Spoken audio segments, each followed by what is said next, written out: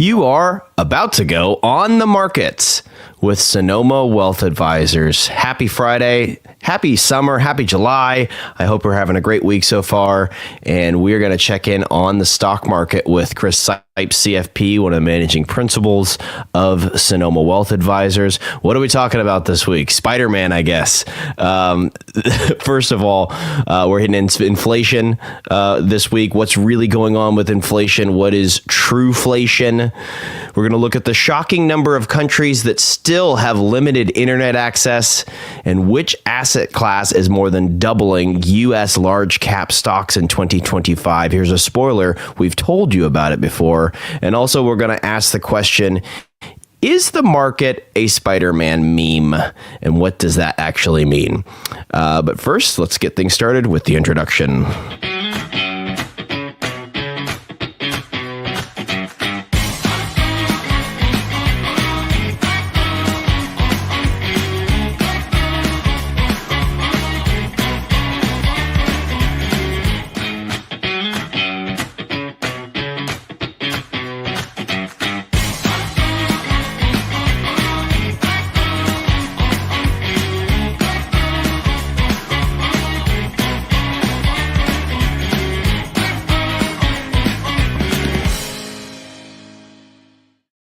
All right, I think I mentioned it before, but I'm the marketing director. I'm Dan O'Weir. I'm one of the co-hosts of the show, Chris Sipes. Chris, Darren usually roils me a little bit. He usually kind of ribs me because I'm always trying to bring pop culture into things that I do because I'm a fan of it. He is the one who suggested using the Spider-Man meme this week. So what are we actually looking at? Why is the market maybe a Spidey meme?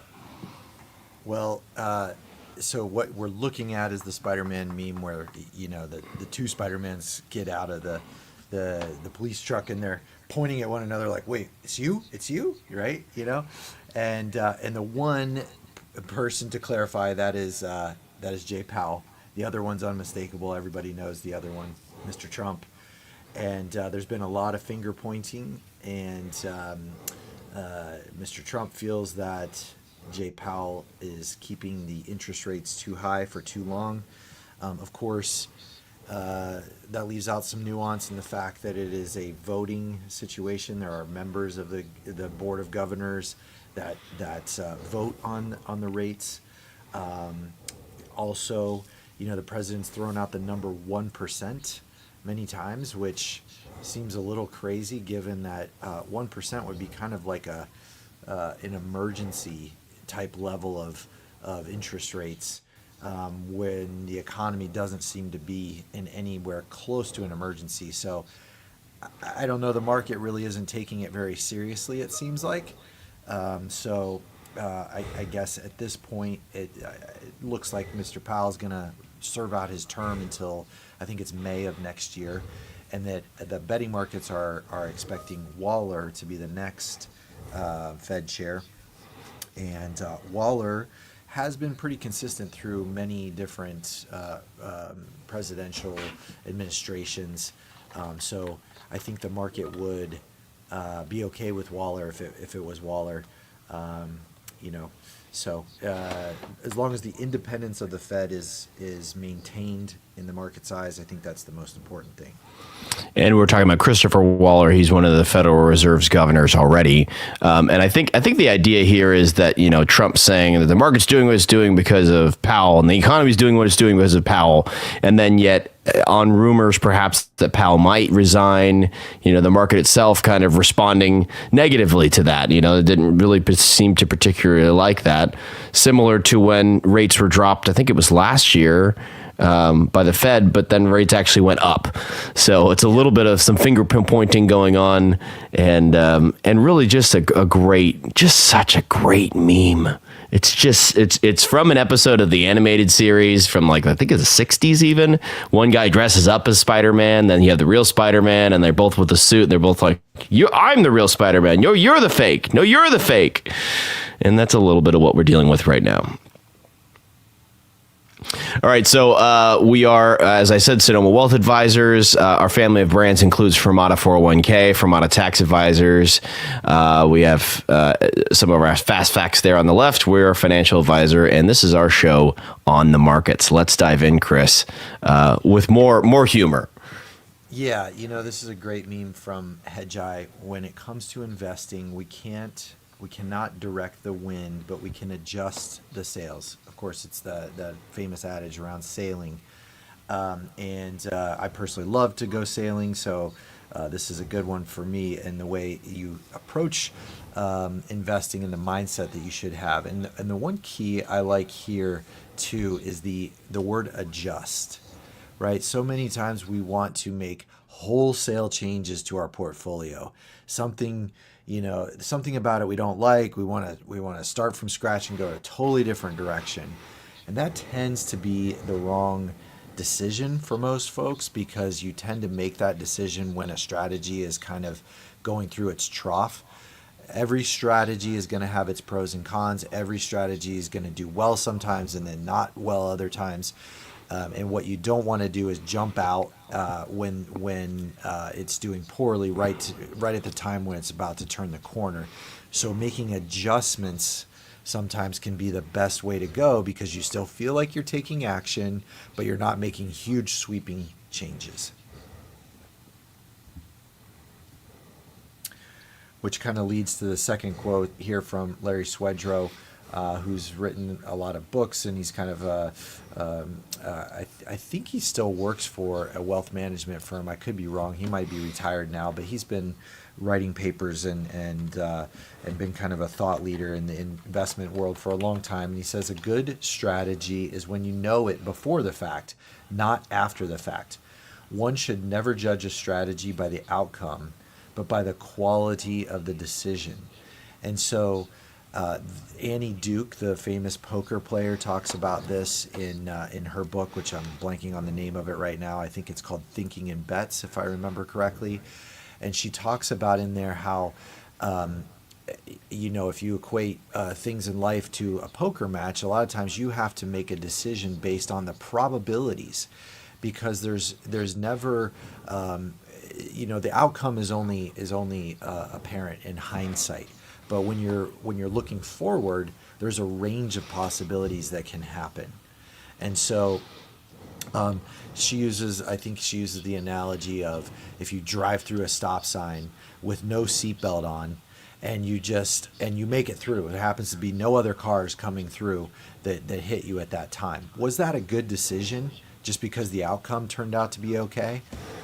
Probably not, because if you do that 100 times, it's not likely that the outcome is positive every time. And the one time it's not positive, it could be deadly. So you want to make your investment decisions that way as well, where the strategy going into it makes sense, and it's not just total luck that you did well and that you made it through.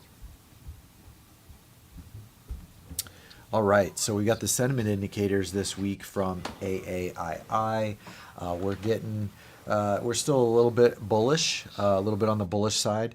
Like so many things in our society, there's less in the middle these days. It's people are very bullish or very bearish, and so we're a little bit outside of our normal ranges of about a third in each one of these buckets.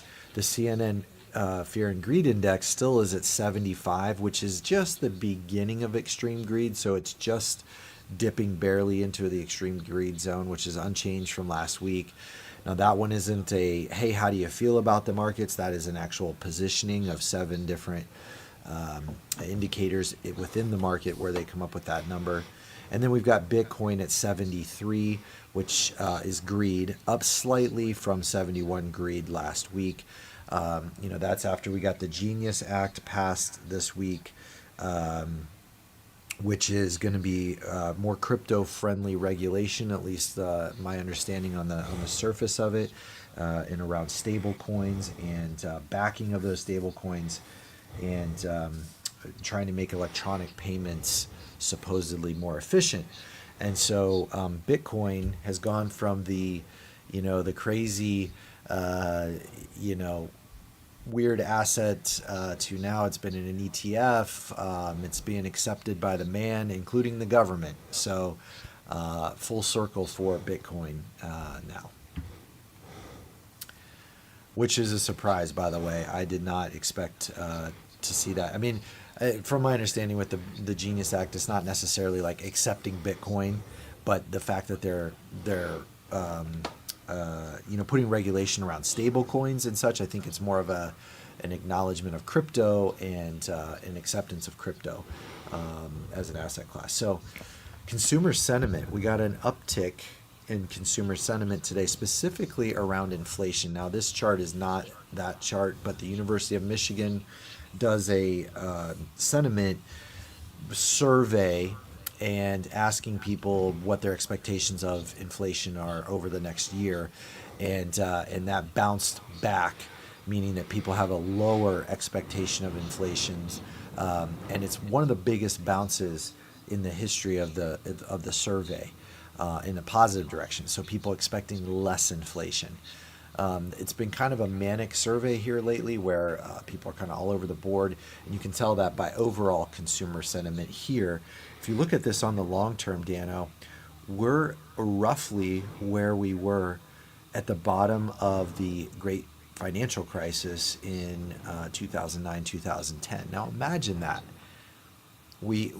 Great financial crisis literally was the implosion of the financial system largely.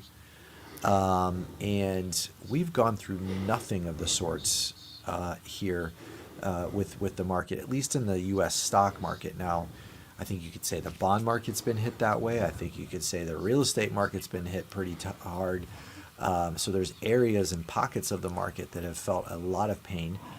But the fact that consumers feel as negative about, their sentiment is as negative now as it was during the great financial crisis. And I think you'll also notice that there really haven't been at other times where we've been this low on sentiment where outside of a recession.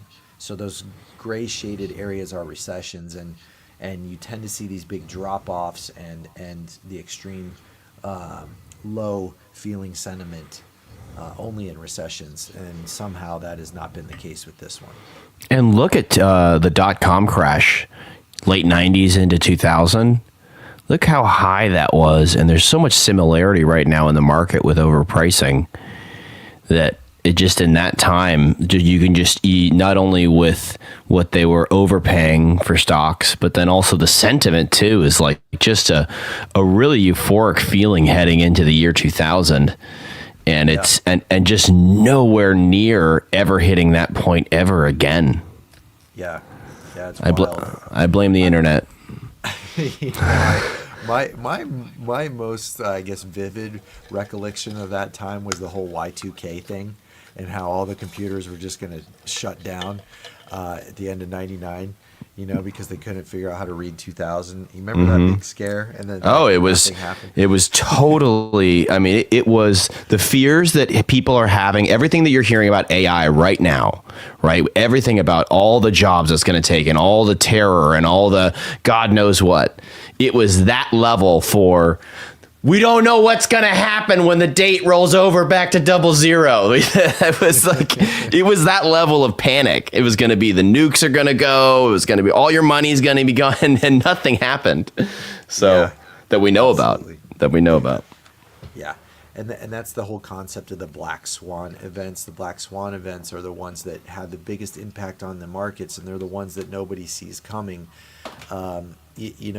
Ray Dalio has this famous saying where he says, if you worry, you don't have to worry. And I think what he means by that is that, like, if it's a known worry, it's priced in. So the probabilities are priced in. And what's cool, I think, about the betting markets, although, I'm not a huge fan on how, like, speculative that induces people to be, but you can bet on everything now. Right, but the beauty of it is kind of showing like the efficiency of large numbers and how when people bet on things, a lot of times it's right. Very rarely is it wrong. In those black swan events, the unexpected happens. That's what's not priced in. Okay, so wait, so hold on. So speaking of betting and memes, of course, everyone saw let's just call it the Coldplay couple this week. And I know you wanted to talk about this, Chris. There is a bet going on right now as to whether that guy's going to get a divorce or not. And people are betting real money on that. That's a real thing you can bet on. How weird is that? This is a weird point in American history for sure. Yes. Wow. That's we almost used that meme this week, Chris. I spared you and did Spidey instead. Yes, thank you. I feel like I've seen it everywhere. So, okay, so inflation. Now, so we already talked about consumers are pretty positive on inflation, at least according to that University of Michigan sentiment survey. And so are corporations, apparently, according to Bloomberg. And this is from Liz Ann Saunders at Schwab. So it shows that the mentions of inflation in S&P 500 transcripts was the lowest since early 2021. Now, apparently nobody saw inflation coming in 2020 because we all remember 2021 was when that inflation just took off. So I don't know if this really is good or bad, saying that companies saw this coming or not. But anyway, they're less worried about it based on the mentions of it in transcripts, and you can see that it's taken a while for that to kind of come off of the radar of companies. We're still above where we were prior to 2021, of course, but it looks as though companies are starting to worry less about inflation in the markets. When you say transcripts, are these like written transcripts or digitized transcripts of their earnings calls? Yes, like what the CEOs are saying? Yes, that's right. Yeah, so the earnings calls are all, public, and then there's transcripts of those, and now there's all these, even before AI was big, there was ways that they could kind of scrape that and figure out how many times certain things were mentioned, right? Which is kind of cool. And so, but now with AI, I'm sure it's even easier. And so, yes, you're correct. It's the earnings call transcripts of the S&P 500 companies. Well, as you may know, Chris, we have transcripts of this show, which you can read on our website at sonomawealth.com. And in that text, at this very moment, from my voice, you're going to read the phrase, Darren Blonsky enters the chat, because he is here as well. Welcome, Darren. Good to have you. All right, so if we go on to the next slide, we highlighting what is inflation here today, right? And one common website that people use to track this is a site called Truflation. So the one we're usually talking about when we're talking about inflation is the CPI, the Consumer Price Index, and that is the one that the government puts out, and that's the one that things like Social Security are tied to, tips, so inflation-protected treasuries that are issued by the government. That's like the official, government-sanctioned, I guess, measurement of inflation. And of course, there's a lot of people that say, "Oh, that's not true," and so let's use truflation, right, as another option. And there's other, I forget the university. There's a university that does it, that measures, thousands of goods in their prices as well.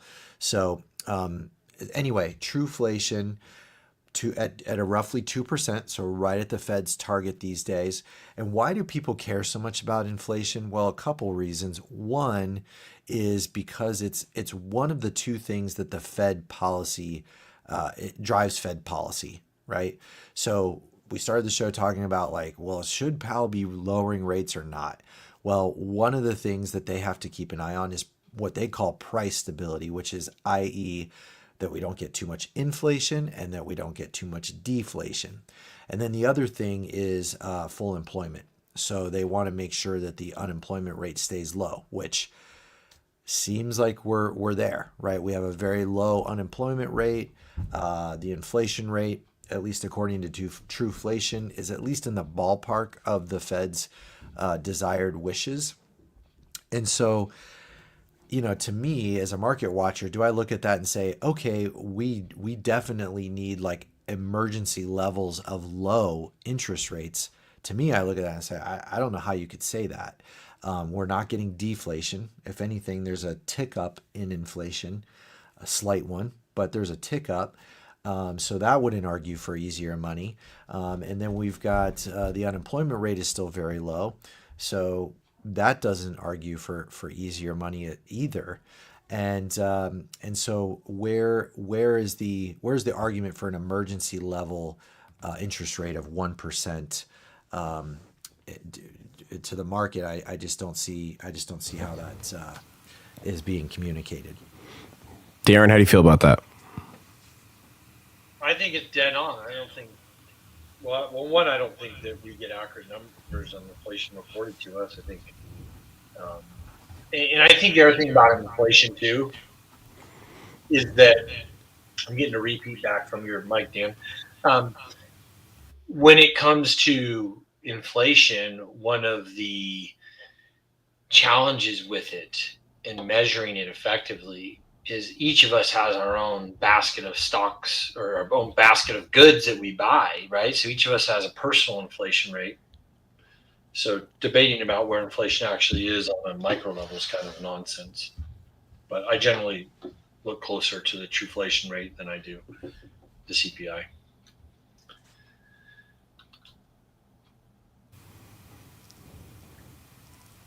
All right, so now there's other market-based expectations of inflation, and this is the 5-year and 10-year break-evens. What's a break-even? Well, it's the difference between the inflation-protected treasuries and the nominal treasuries. So an investor can buy either one. Now, a nominal treasury does not have inflation protection, whereas a inflation protected security, what commonly referred to as TIPS, they do get inflation protection, meaning that they are issued with the terms that the government will go ahead and adjust the value of your bond based on inflation, so that you do not lose your purchasing power on that bond. And so there's a differential in those rates, and that's where these break-evens come from. Now, you'll notice that we've really been in this range for at least since late 2022, and probably even you could say early 2022.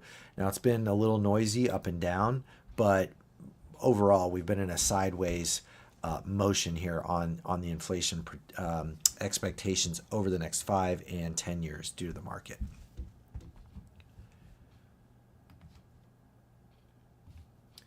All right, now you mentioned this, Dan, and I think this is a point to drive home. Just because the Fed lowers their rate does not mean that the market is going to lower its rate. Now, the market, by the market, I mean what supply and demand says the price of a 10-year treasury in this case should be.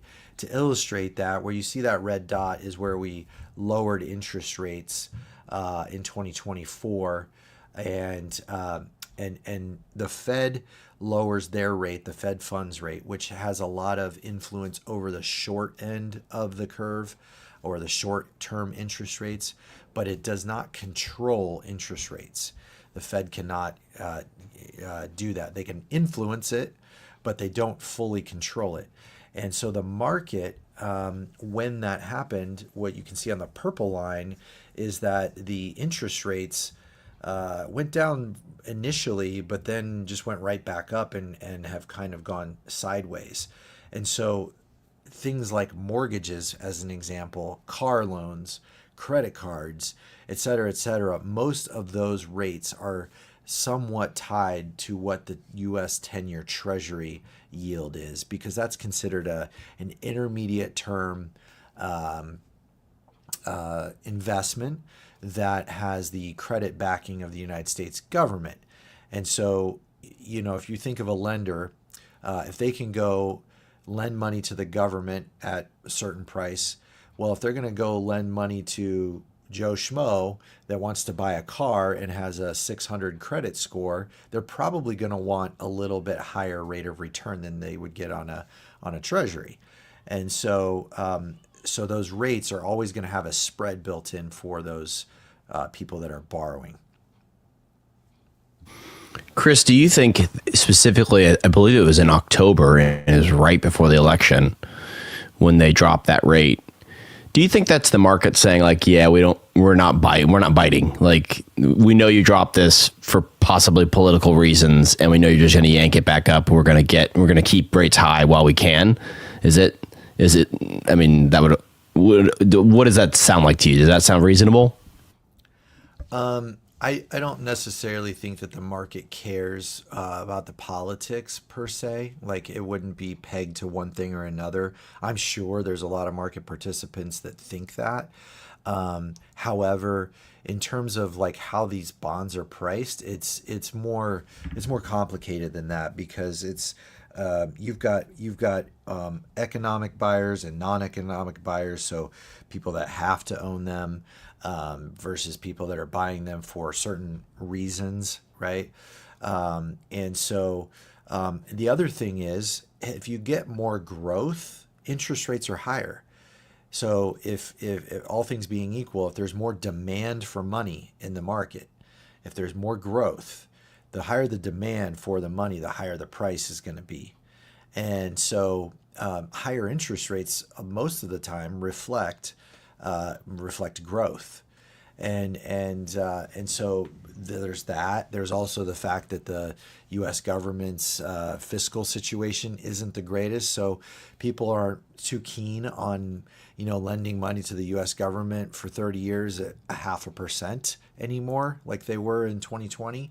And the Fed is no longer as involved in the Treasury market as they were, back during COVID when they were,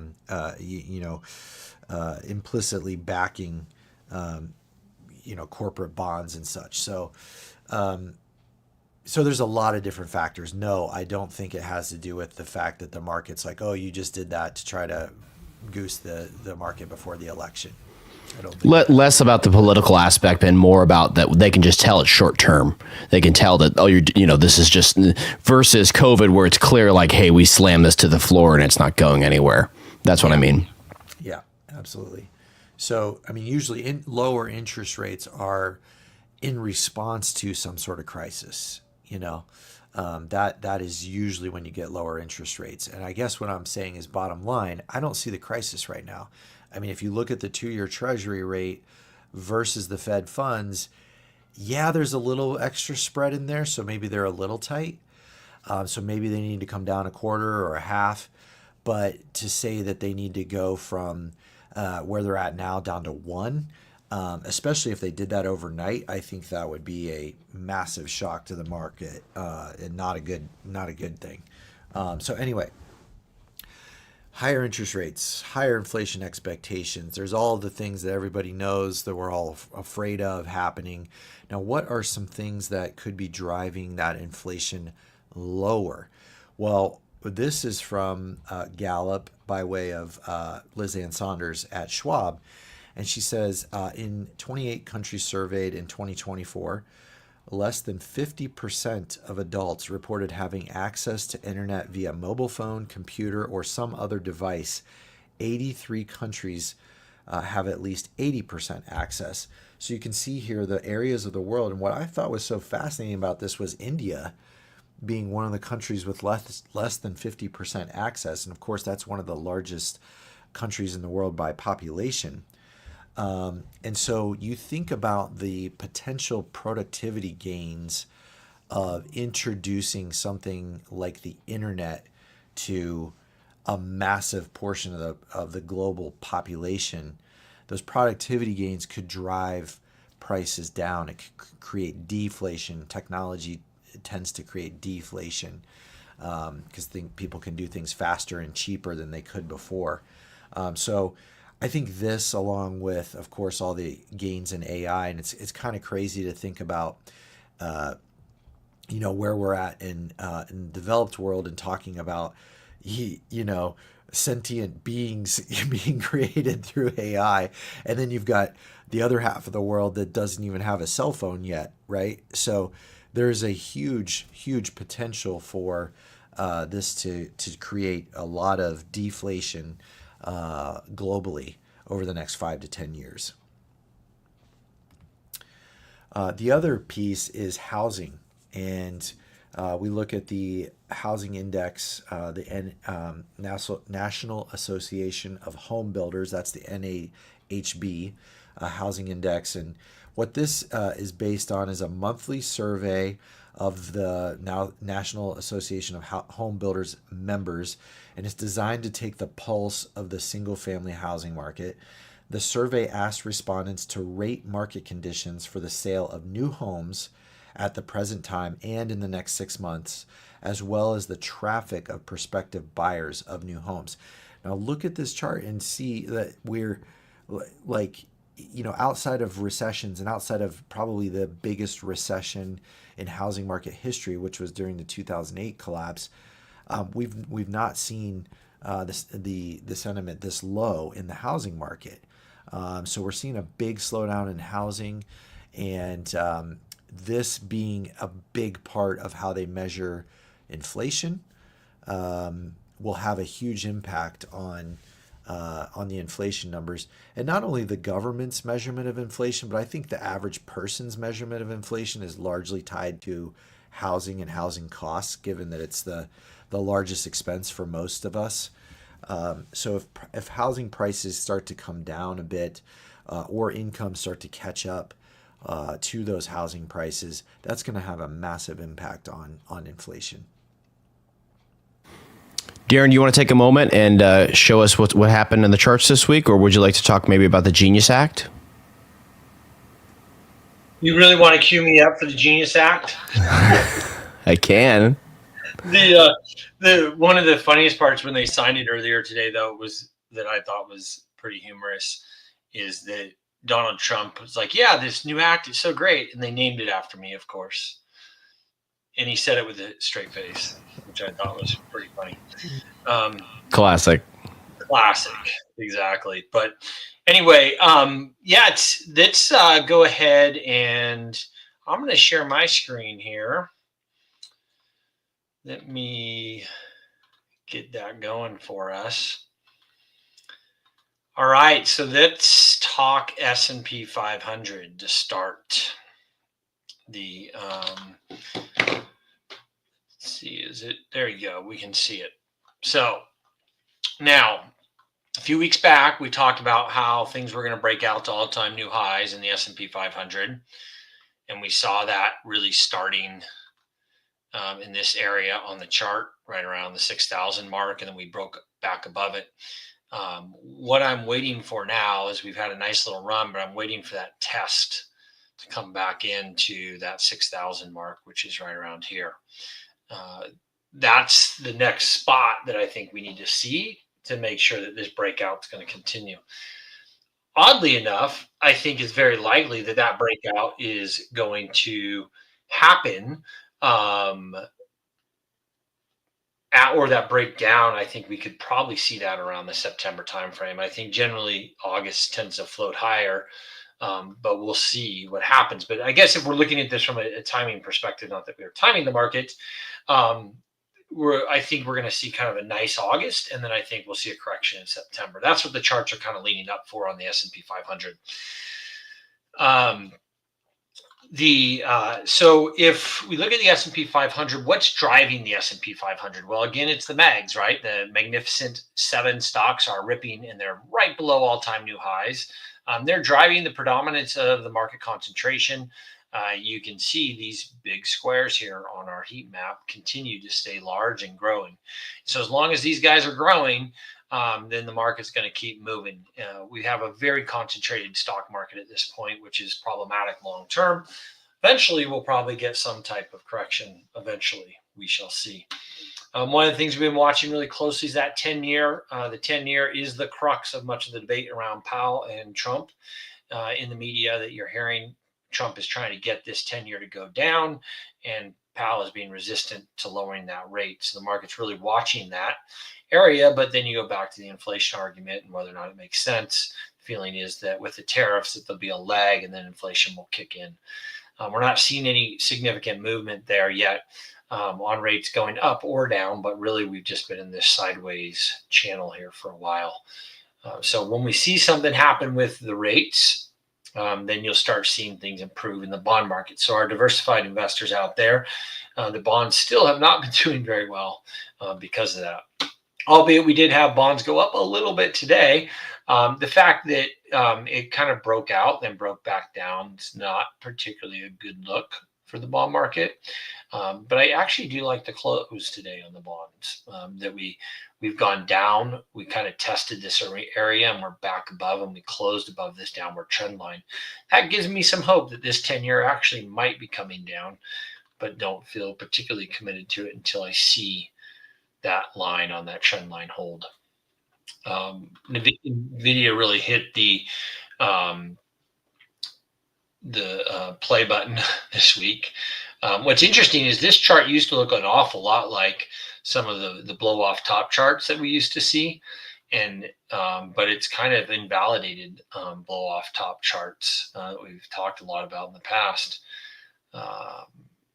Pretty interesting when you really think about it. And why is NVIDIA doing so well? Why is AI doing so well? Well, I think because it's going to start absorbing a huge portion of GDP, gross domestic product. It's going to take jobs. It's going to change jobs. It's really going to recreate our world we live in. And so I think the charts are telling you that at this point. Gold has been doing rather well. It looks to me like we have a giant bull flag in the making happening with gold, which usually indicates it's going to go higher. But a lot of the talk of the town this week, with all the things going on in the political arena, was Bitcoin, Ethereum, all these various tokens and cryptocurrencies are doing pretty well. Bitcoin broke out to all-time new highs, came up to right at 120. We're seeing resistance at 120 right now. But I wouldn't say that's ready to sell off. You have more of a bull flag look at this point. We look at Ethereum, which is the number 2 crypto, really ripping pretty hard, and moved quite a bit this week on the charts. With a lot of the legislations getting pushed through with the Genius Act and the Crypto Act and whatnot, that's creating a process of banking integration with tying all the cryptocurrencies into the banking system, which, boy, we could do a whole episode on that one. Could be kind of scary in some ways. One of the particular cryptos, XRP, this is the XRP futures, you can see just ripping right now. But this is the particular cryptocurrency that there's some speculation is going to be tied into the banking system. So watch that one. That's XRP.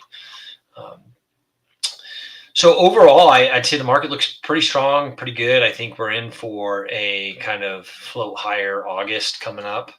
And I do think we'll get a correction in September. We'll come back in on the 6,000 mark. Maybe go a little bit higher before we correct, but I do expect a correction here in the incoming months and weeks. Really don't see the market ripping a lot higher until we get past kind of mid-October. So I think we get maybe a little more bump, come back on down. We'll test the 6,000 mark and then finish out the year really strong. I have a pretty positive outlook on the year right now. But I do think in September, there's going to be some kind of freak out moment. There'll be something in the media that everybody freaks out about and sells the market off. And magically, it will go to 6,000, hold and move higher. If it doesn't hold at 6,000, then we invalidate the upward trend we're on, and we're going to be looking at something more drastic. What would be below that is support. I think this blue trend line is pretty important. So you could see a test right in here sometime in September, that area. I'm going to keep it short and leave it there this week. I don't think I have anything else. But other than that, have a great summer, everybody, and we'll be back next week.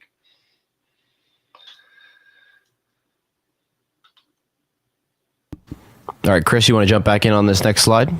Okay, we're switching it up a little bit. Yeah, moving. We're moving a little bit. I thought you just were cutting off the rest of my slides, Dan. Sorry, buddy. You don't have to go home, but you can't stay here. No, we gotta get Darren while we can. All right. Well, we've got more inflation discussion here from Ryan Dietrich at Carson. And what this is showing is the real estate portion. So going back to why is real estate so important for the CPI calculations. And he says, yes, core good prices are jumping due to tariffs, but not many are talking about the continued improvement we are seeing in shelter inflation. We've been expecting this to come for a long time, and it's finally starting. What if this helps to offset the higher tariff prices? Now, what you're looking at there is the dark line is the apartment list index. Now, that is somewhat like the truflation marker of this, because this is like an index that's put together by apartment lists that is more like what are current rents, right? And then you've got the CPI measurements of rent of primary residence and owner's equivalent rent. So that's what they put in there, meaning like if you own a home, what could you rent that house out for, is how they are trying to measure this, which is kind of a crazy measurement when you think about it. I don't know too many people that would know the answer to that, first off, but anyway, that's how they measure it for CPI. And you can see that it's heading in the downward direction. And we would expect to continue to see that if the apartment list index is correct, and that we should see further downward motion in real estate prices. So something to keep an eye on there with inflation moving forward. Now, we're halfway through the year, and let's take a look at the top performers so far this year. On a country basis, and I listen to a lot of investment, podcasts and such. Watch a lot of investment related content. I did not see one strategist saying they thought Germany would be the highest performing equity market. So perfect example of why being diversified is a smart and a somewhat aggressive strategy, because you want to be in those countries where the growth is happening. Also, would not have thought that China would outperform based on everything that we had heard in the headlines and everything. And even NVIDIA, we talked about the performance of NVIDIA, and a lot of that is due to their pipeline of sales being opened back up to China. And so, it seems like things are not playing out the way we expected when the year started. So major country performance, a lot of growth outside the U.S. here, and then we look at the asset class returns, and again, emerging, international, both doing really well. Now, there have been a lot of market commentators saying that we should see growth in that segment of the market for many years now. I'm talking 3, 4, 5 years, and we just have not seen it until this year. So, that's a perfect example of not timing the market. Then you've got commodities, U.S. large cap stocks, tips, kind of in the middle of the road there, and bonds, tips and bonds. Both tips and bonds outperforming U.S. medium and small companies so far this year. And really the small companies have just been on the ropes, and have been so for really since 2021.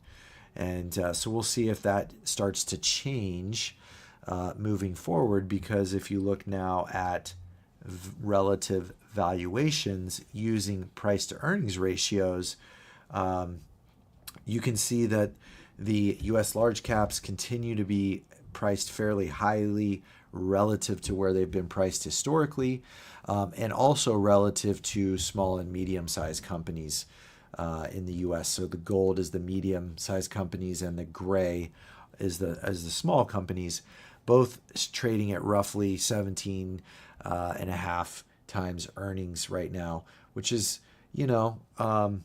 kind of average to low. It's definitely not dirt cheap, but it's also not as expensive as the large caps have been. So, when we look at these asset class returns this time next year, it'll be interesting to see, where the chips fall there moving forward, given that the prices on those U.S. large caps are elevated, but have been for a while.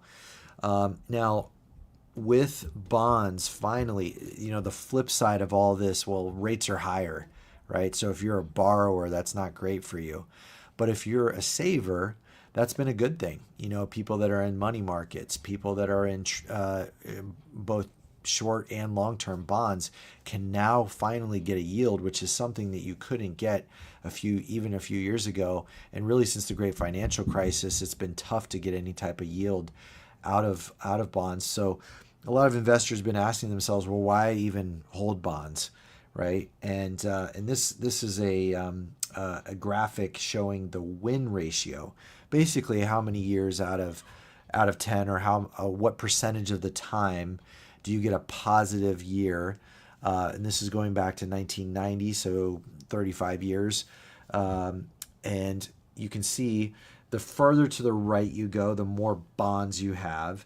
So typically when you quote like a ratio, you quote stocks first, then bonds. The most famous of those being the 60-40, 60% stocks, 40% bonds. And so the further you go to the right, up to a certain extent, you're getting a higher win ratio, more consistency with bonds, and that's because of their lower volatility outside of the last 3 years, and their more consistent income streams. And so getting those combined in your stocks tends to give you a more consistent experience within the markets. And this was striking to me because if you think about 8 to 9 times out of 10, 8 to 9 years out of 10, your portfolio being positive, that's a pretty high win rate. Of course, you're not winning all the time, and if you are, you're probably questioning what's going on behind the scenes, right? But that's a pretty high win rate to be winning 80 to 90% of the time. So the diversification can help. What needs to change for bonds to be a winner? And is there an opportunity right now in bonds? As you mentioned, the last 3 years have been a dog. Well, it kind of depends on how you term it, a winner. I think bond investors would say a win right now is just not getting crushed and having negative, price returns like we've had over the last 3 years. And I think right now the chances of that happening are pretty high, meaning the chances that you have a consistent year where you don't see, losses in bonds. Losses in bonds happen when interest rates go up and when they go up quickly, especially. And so as long as we keep kind of a consistent yield, a consistent rate in the interest rate market, then bonds should do pretty well. Now, inflation. If inflation surprises and comes back, inflation is the kryptonite to bonds because interest rates typically go up to fight inflation. And so that would be the flip side of, okay, if all of those charts that I just showed you about inflation being relatively benign turn out to be incorrect, if there's a black swan event and inflation spikes unexpectedly, that would be a very bad thing for bonds. All right, Chris, did we figure out which one's the real Spider-Man? I don't know, but I think, as usual, the drama in the headlines is much overstated, in my opinion. Do you think Powell's going to resign? I don't think he will. Based on interviews he's done in the past, saying that he would not. And I think it would be a bad precedent for the independence of the Fed. And so I hope he does not, but and I don't think he will. Thanks so much for checking out the show this week. We are Sonoma Wealth Advisors. This has been On the Markets. Wherever you found us, we'd love a subscribe, a follow. Make sure to keep up with us, and that way you won't miss future episodes. You can learn more about our firm at sonomawealth.com. If you're watching the YouTube, just so you know, we do have podcast versions of these shows as well on Apple Podcasts and Spotify, and vice versa. If you're on Apple Podcasts and Spotify, you can see these slides and you can watch this show live on our YouTube channel. Just search for Sonoma Wealth and you'll find it everywhere. Chris Sipes, Darren Blonsky, my name is Dan O'Weir. Thanks for checking out our show, and we will see you next week.